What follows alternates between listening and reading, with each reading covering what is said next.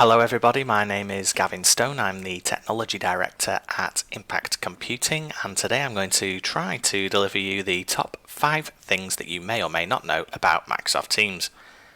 Starting with tip number 1, using the Teams command bar to send a direct message.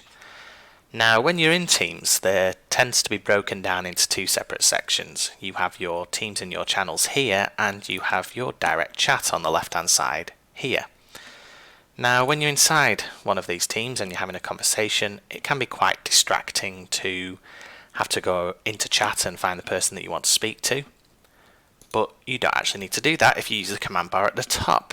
And if you click in there and type an @ followed by the person that you want to send a message to, you can then just send a message directly to that person by typing the message and pressing enter, and that then sends the message to them. You don't need to go out of anywhere. Your productivity is not disrupted. Tip number 2. Chatting with multiple people at once and keeping track. Now, inside Microsoft Teams, when you have a direct chat to an individual, so you can see my chat to Diego here, you can actually hit this plus icon at the top to add people directly into this chat. And we're going to add Lynn into this chat and click add. So once that's done, you'll be in a chat with the 3 people now, so Diego, Lynn and myself, and this was already created, but you can rename it by hitting the pencil here and typing in whatever you want there.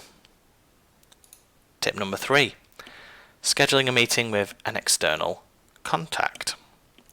So getting vendors, contractors and clients into a meeting in Teams is relatively easy.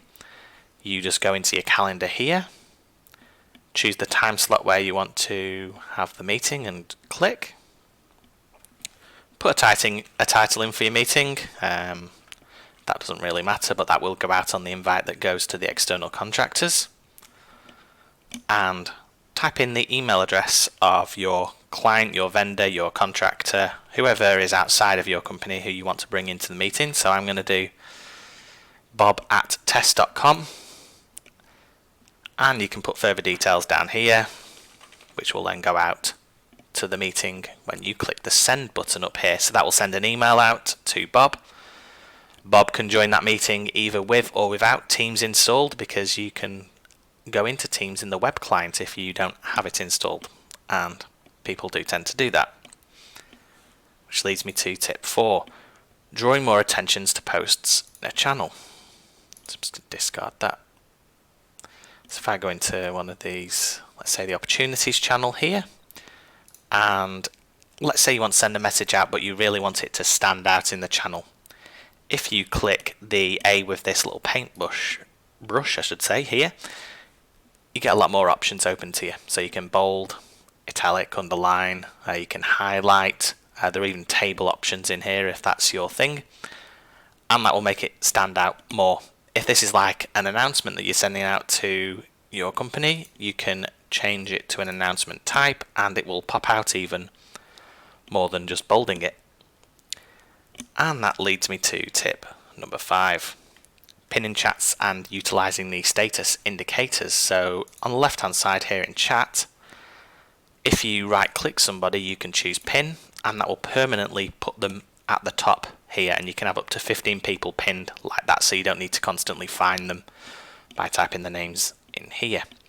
You'll also note that Diego here has got a little icon to the bottom right hand corner. If you hover over it, it will tell you that he's offline, so that has icons for available, do not disturb, busy, in a call, in a meeting, and they're different colours depending on whether that person is available or not. Very helpful for knowing whether to disturb them or not, or whether they're actually even at their PC or not, because if they're not at their PC or device, then this will tell you that they are not available.